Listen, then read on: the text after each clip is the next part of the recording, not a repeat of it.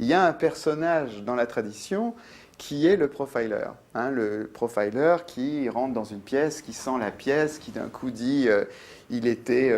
Bon, on a vu tout ça au cinéma 150 000 fois. Et donc, mon idée, c'était de me servir finalement de ces clichés que les spectateurs connaissent par cœur pour redéfinir le genre, en tout cas en toute humilité, tenter de redéfinir ce genre que j'aime en tant que spectateur, amener une nouvelle pierre à l'édifice. Et cette pierre, c'était...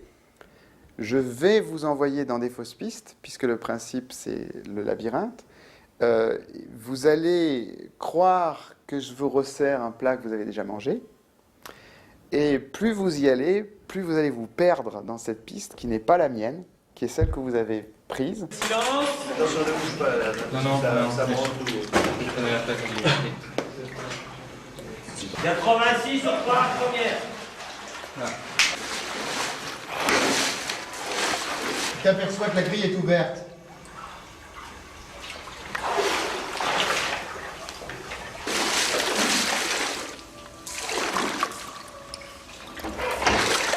Mathias!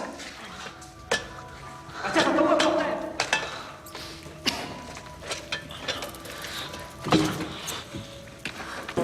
Je vois peut-être à la place. Vous faites un pas en arrière au champ, vous pouvez faire votre travail.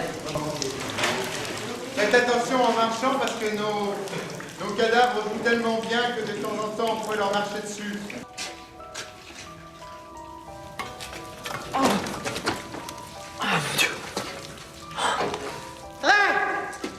Qu'est-ce qu'il y a? Appelle les gars, vite! Dédale, c'était vraiment ça, arriver à un point de non-jeu absolu, c'est-à-dire faire passer les choses, mais en ne tirant sur, pour le coup, nous, acteurs, sur aucune ficelle de la comédie, de ce qu'on avait pu faire jusqu'à ce film. Je ne voulais pas que se voie sur le visage des acteurs le plaisir de « je l'ai réussi », d'autant plus que c'était difficile. Et donc quand tu en chies une fois, deux fois, trois fois, quatre fois, cinq fois, et que tu y arrives la sixième, c'est plus fort que toi. Ça se voit que tu es content que tu y arrivé, tu vois. Donc on arrive à cette prise, et on continue derrière. Vous l'avez fait une fois, vous pouvez le refaire. C'est pas un accident, donc vous pouvez le refaire mieux. Il y a eu un jour où j'ai travaillé seul avec René sur le générique de fin, où je me suis fait peur 2-3 moments, parce que je suis parti un peu loin. Là, pour le coup, je suis parti dans des improvisations de douleur pure, de choses qu'il a gardé d'ailleurs dans les gros plans. De la fin du film, c'est des moments d'épuisement nerveux et qui ont fait ressurgir des choses profondes en moi qui sont pas très loin de la surface, quoi, et mélangées à l'épuisement du tournage, à l'acharnement du metteur en scène qui ne voulait pas lâcher, qui voulait justement aller là précisément. J'ai perdu le contrôle.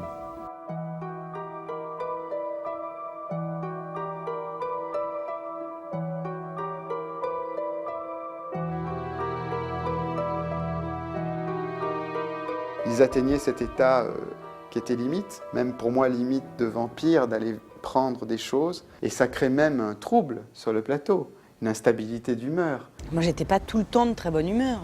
J'imaginais que quand je dois faire la régression à la fin et que je dois passer par tous les personnages, j'étais un petit peu tendue. C'était pas le moment de me raconter une blague.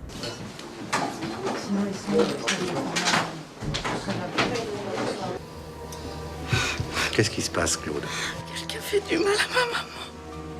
Qui fait du mal à ta maman?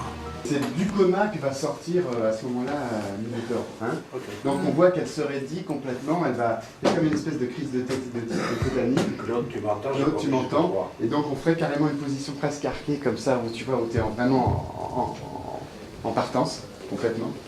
Et de cette situation de partance, à ce moment-là, Minotaur va sortir. Il y a eu un moment d'ailleurs où très mauvaise foi, et je le sais très bien, c'est-à-dire que j'avais dit à René, tu sais, la folie, moi, je ne l'aurais pas 15 fois dans l'œil, ce moment dangereux. Et on a fait le plan en plan large, et ce jour-là, j'étais épuisée. Et d'un coup, il me dit, on va le faire en gros plan. Et là, je savais que j'y arriverais pas. Et je dis, tu vois, je te l'avais dit, hein, t'aurais pu... Et il s'est énervé, il a essayé de m'énerver, mais il était trop tard. Et je dis, mais de toute façon, je m'en fiche, moi, que tu me filmes pas. Et c'est dommage parce que j'ai regretté qu'il fasse pas le gros plan. Mais je le savais que j'étais en dehors de mes possibilités, j'y arrivais plus. Il aime bien aussi pousser les gens dans ses retranchements. Il pense qu'il le fait sans qu'on s'en rende compte. Les acteurs savent très bien qu'un metteur en scène vous pousse et vous pousse et vous pousse. On est tout à fait lucide quant à ce qui nous arrive. J'ai vécu d'autres expériences professionnelles avec des metteurs en scène qui faisaient ça. Et ce qui est différent avec René, c'est que c'est fait avec beaucoup d'amour. Et toujours le mot juste pour dire le mot juste, ça veut dire, une chose toute banale, toute bête, mais quand un metteur en scène vient vous dire non, là ce que tu ressens c'est un déchirement, bah, c'est plus précis que dire c'est une immense tristesse. C'est pas la même chose. Bah, il avait toujours le mot juste. Parfois, il avait besoin de venir me dire quelque chose à moi, ça ne concernait que moi.